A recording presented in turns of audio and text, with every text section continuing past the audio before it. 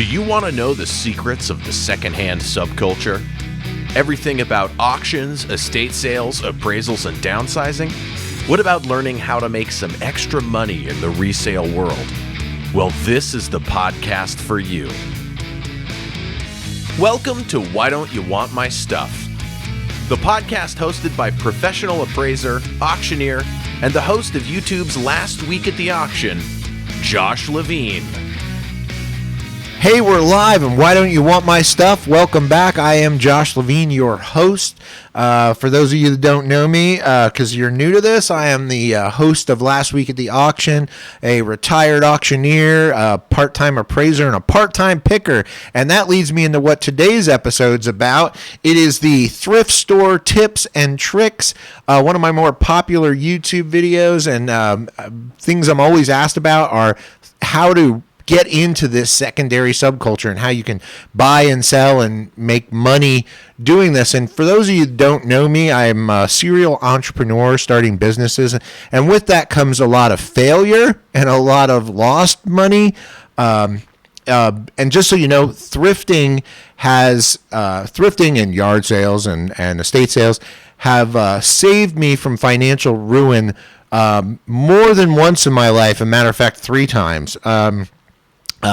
Terrible bankruptcy, 2001. I found myself broke, and I started buying and selling, $5 and $10 and $15 items from yard sales and thrift stores, and making a living doing that. Selling on eBay and some other things. We're gonna get into places to resell in probably next week's episode. But for this week's episode, I want to talk about thrift stores and how to find and buy and sell, and how to make extra money. I also went through a pretty interesting divorce back in, I don't remember, 2005, 6. Again, ended up flat broke, had no money, and dove into the secondary market and made a living and came out of it with a new business model. And then my latest business failure, and with COVID going on, guess what? Thrift stores were open. They were an essential business, so there were still people cleaning out their house and donating things, and I found a lucrative market there, buying and selling. And again, it's being broke's not fun. And I really, truly believe with a little bit of homework and very little money, you can bring yourself out of poverty. And I'm not kidding. I've done it with buying and selling and the secondary market and using thrift stores to do that. I've actually had some feedback where people get angry when I share these tips and tricks. They get mad because I introduce people to this market that they feel is theirs and it's their way to make money. And then I get people who are mad that saying because of our industry and the secondary subculture that is causing prices to go up where people can no longer afford to buy. I get feedback where the thrift stores are no good anymore. The prices are too high. They can't buy and sell there. And to that point, I'm going to have in a later episode, that just means you need to expand your areas of interest. And we're going to get into that. But for today, we're going to talk about the tips and tricks for thrift storing and what I like to do. And hopefully some of these rub off on you and also you share some of your great ideas. So 3 main points that I'm going to make is picking your departments, knowing what you like and what genres you're into and where you can make some money, where to shop and strategies. Like when I say where, there's thrift stores everywhere. And, I just really think you're going to like this episode and, just really deciding what you want to buy and sell. So that's something I'm going to get into. So without further ado, I'm just going to jump right in. I don't have any guests today. No one likes to talk to me on my podcast because I typically don't let anybody else talk. That's not true. I just haven't asked anybody yet because this is new. So let's get into it. So first, I'm going to say visit often. Now, what's that? Sounds broad. Visit often. That means just because you went to a thrift store and didn't find something today check it out tomorrow. Their inventory changes all the time. People are donating. If you sit in the parking lot of a thrift store for 2 hours, you will see 20, 30 people drop off random bags of stuff, and they are putting this stuff out on the floor as fast as they can. I've gone to a thrift store in the morning. They've had nothing and gone back a few hours later, and they have lots of cool things. You know, just because you struck out, don't give up. Always check. I know a couple of guys will call them honey pots. They'll be like, oh, I got this one honey pot. They got this one thrift store that just always has the good stuff, and they know the sweet spot and the time. So that's the next one. I'm going to get into the prime time. So number 2, we're going to say the prime time. Learn when is the that time to hit these thrift stores that is the most, it seems like you're first day of fishing, they just stocked. Okay. Certain thrift stores do have a stocking routine, and you will find that. I've been told by several managers that no, we don't. And then I've talked to the employees, and they're like, yeah, it seems like everybody drops off on Friday. So, Saturday and Sunday we're stocking up, or on Monday, whatever day they get the most.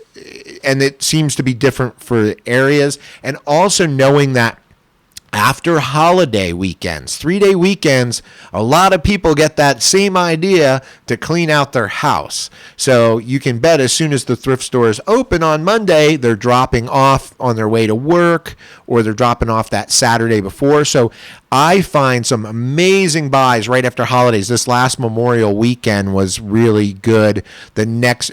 Also, when you see yard sales everywhere, guess what they're going to do if the yard sale wasn't successful? They're going to donate. And a lot of people are jaded and go, oh, they had a yard sale, so there's nothing left that's any good. Not true. It's just not true. And once people start cleaning out, they have this weird thing that these things they put out for yard sales, well, all of a sudden they start going, you know what? While I'm in this process, let's start throwing away. Let's start donating some of the good stuff from the house that we don't want. People are becoming minimalists right now. It's kind of a trend, so they're downsizing. I have shows about that. Next, number 3 is have a plan. And what I mean by that is when I walk in a thrift store, I have a plan. 90% of thrift stores are set up by department today. Thank goodness. There are still those old ones that aren't. I have a couple of favorite haunts that you think they threw stuff out with a shot. They just threw it out all over the store. We call it looks like they're having a yard sale indoors. Yes.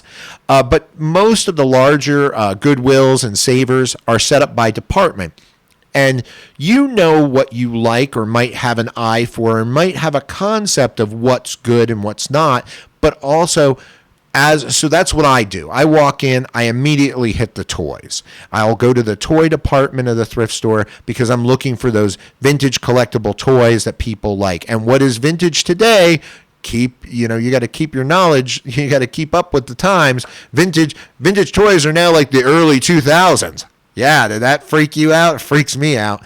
So, some of those toys are very hot and collectible. So that's the areas I'll look at. I'll look at the toys. Of course, I'm looking for the really vintage stuff I like the 60s, 70s stuff. But, where you can make money. Then I'll move into the electronics. Vintage electronics are very collectible, and I know something about vintage electronics, so I go there. Then I'll go check out the art department. Art is probably where I've made the largest scores historically. And when I say largest scores, like the spend $30, sell for $1,000. Whereas the toys are bread and butter. Buy for $5, sell for $35. That is a nice profit margin, right? And then I'll hit the knickknacks. They always have a couple of shelves of all the knickknacks and household goods that are more the antique-y stuff. And I'll hit that. And then I'm usually like, I'll check out some books. I'll check out some bric-a-brac, the miscellaneous. But that's where I'm going to hit. Now, and I'll get into why I don't hit some other areas soon. Then don't second guess yourself. That's another tip. And when I say that is trust your gut. At these prices, does it matter if you make a mistake? If you bought something for $5 and it wasn't worth $50, you're going to get your $5 back. It's kind of like, and it's also a paid education. And it's also why I say shop in the areas you like, because guess what? if you're going to get stuck with something, it's kind of like what, you don't mind this around your house. And again, you could put it out at your yard sale and probably get your money back, or we'll get into that. So also a technique I see a lot of people do, it irritates me, but I get it. So I'm going to tell you it's the cart it around and drive with it for a while. Now this goes against my trust your gut, don't second guess yourself, but I will see, and you're going to see this now that I pointed out, someone will get a cart, they'll go around and shop all of their things all the things they think might be worth money, they put in their cart so they possess it. And then they get out their favorite app, and we'll have a whole episodes about the way you can look up prices, resale prices, and they'll look these things up. They'll be looking on Amazon and eBay and Etsy and all these sites. And then they'll go and put the stuff back that they don't want. This way no one takes it while you're looking, because nothing gets, so as much as that irritates me, nothing irritates me more than when I'm looking at something and somebody reaches over my shoulder and takes it and puts it in their cart and drives it around while I'm going, I was going to buy that. Well, you didn't possess it, so, I can't be mad about it. But I've seen people come to blows over things like that. So, again, it might be a good maybe you're comfortable doing that, putting it in a cart and driving around. I just can't do it. I like to believe I just trust my gut, grab it, and walk out the door. But I look things up, too. Trust me. All right, and then I say, the price is right. People are complaining about the price is rising. I especially hear it from my friends that are into vintage clothes. They'll say, you can't, the prices are cheaper at Target and Walmart than they are. Well, you know what? Then don't buy it. I go to another thrift store. The market forces will solve this. So what'll happen is, if they stop selling clothes because everybody says what you say, they're going to lower their prices. So it'll figure it out. That's fine. Just go to a different thrift store. There is always another thrift store. If you Google thrift store near me, I don't care where you are, you will find. We are blessed in this area. We are in the Phoenix metro area with just an unbelievable amount of thrift stores. I think there's one within every 4 blocks. It's really crazy. So also, here's another tip, and this is one I always say, give back to. And what that means is, and there's a couple of different reasons for giving back. Give back, one, because you have that stuff you couldn't sell. Put it back in the system and let's recycle. Also, give back to, because it's good karma, donating some things that somebody else could make some money on. I've done that with art, where I just haven't found the market for the piece, but I'll donate it back because maybe somebody else can find somebody to pay $100 for this print that they're going to put out for $5. I just couldn't do it.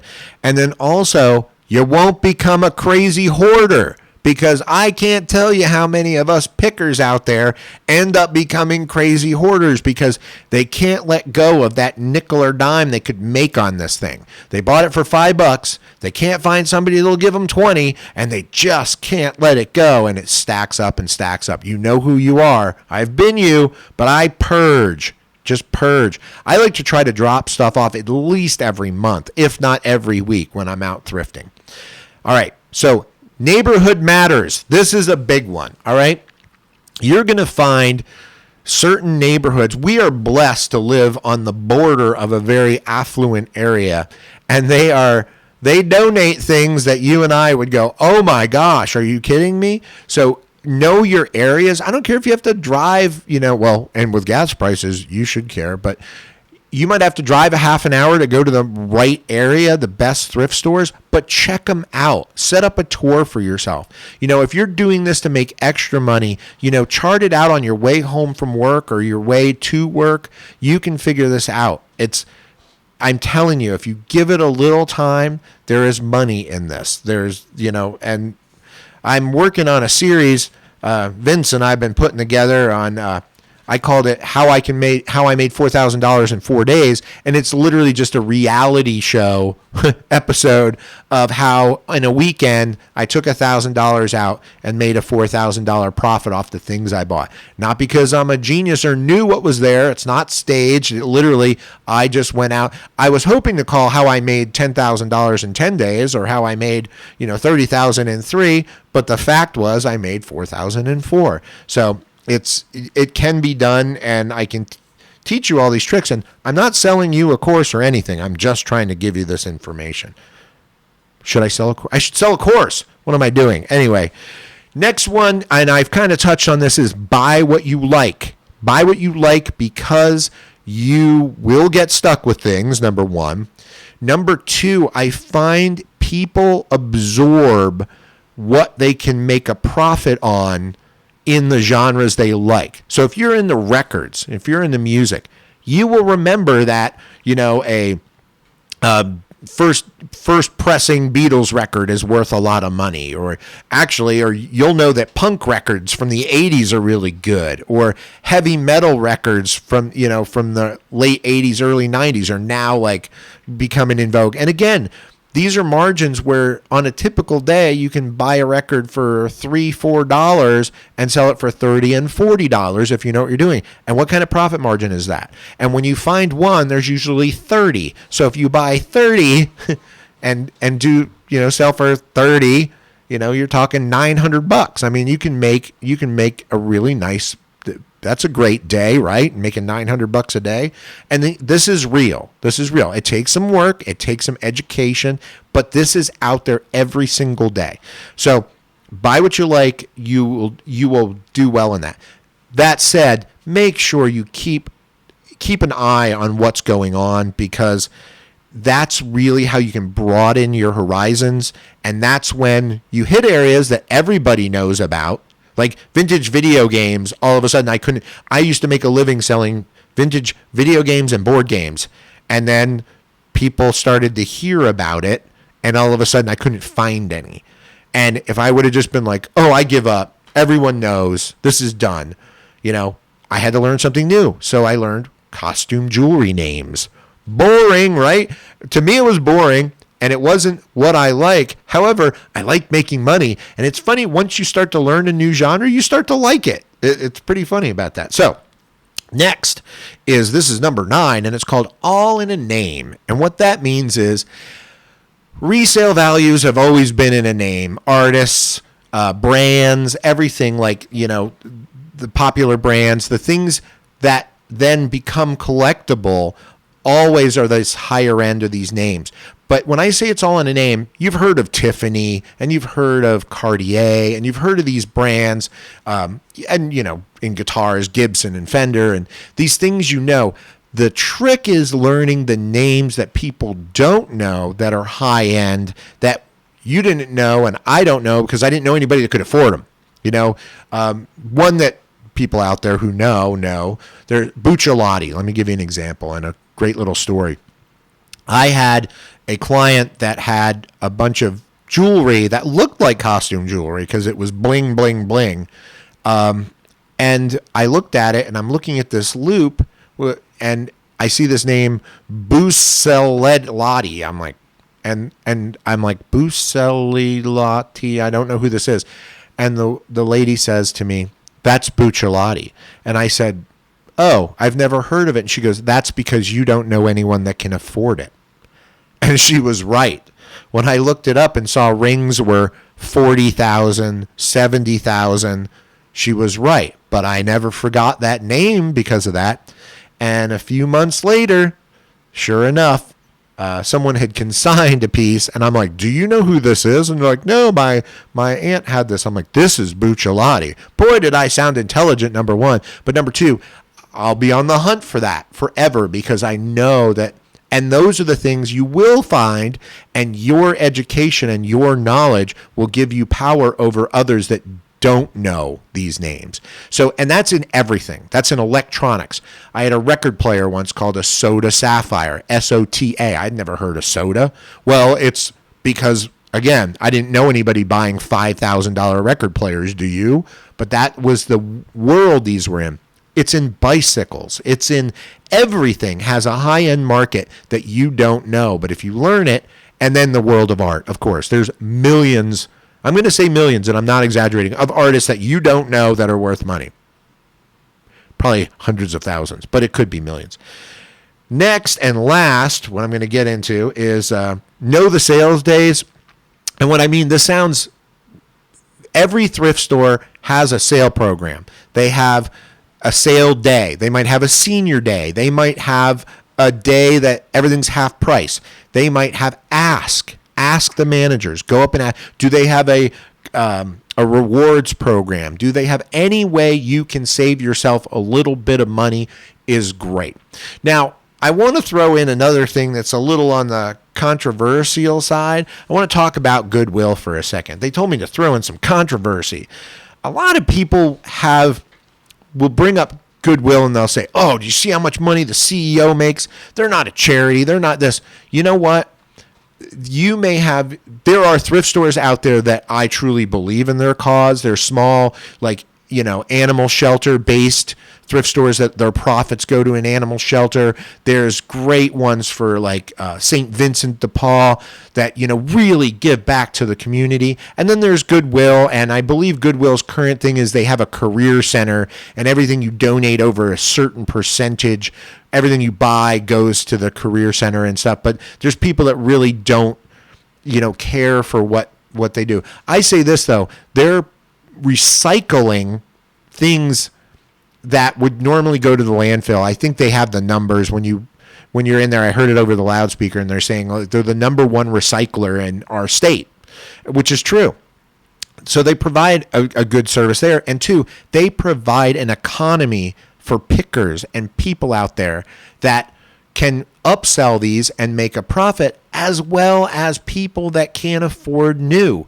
So they do provide a service, if you like them or not. And again, I'm not a shareholder or anything. I just say, before you just paint with a broad brush, come on. There is some benefit to what they're doing, and we do live in a capitalist society. So you get mad at them, and then people get mad at me for buying things at there and reselling it, but there's a whole group of people that I'm actually performing a service for. These are people that don't want to go to Goodwill and look for these items, and I'm saying, hi, here they are. It's $35. Would you like to buy it? Yes, I paid $3 for it, but they want to buy it and knew it was $100. So, and the world keeps spinning and spinning. So I just hope these help you. If you ever have any questions, just shoot me an email at josh@joshlevinespeaks.com, and I'd be happy to help you. My phone actually gets blown up just about 3 times a day with people shooting photos over to me going, hey, look at this score. Share your scores with me, because I love hearing about this stuff too. And in conclusion, I got to wrap things up, but this is real and not a get-rich-quick scheme. This is, you can do this for a living. If you're willing to do some homework and visit your local antique stores, watch local auction sales, and study some eBay results, you're going to be shocked to learn how much money you can make doing this. Picking is a method of reselling that, these treasures, what? Next week's episode, and I'm going to promise right now in this recording, so I actually do it, is going to be, you found these things, they're worth some money more than you paid for them. What are the best methods for selling them? So next week we're going to get into that. So I am Josh. This was Why Don't You Want My Stuff? And it was an episode about people who want all of this stuff. So I'm signing off, and I'll see you guys next week.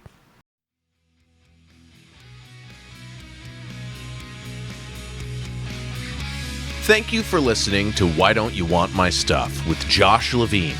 If you're interested in learning more or becoming an expert, please follow and support the show by rating us on your favorite podcast player. Engage with us. If you have ideas or questions, send an email to josh@joshlevinespeaks.com. Or you can visit www.joshlevinespeaks.com. We'd love to talk about your question on the show.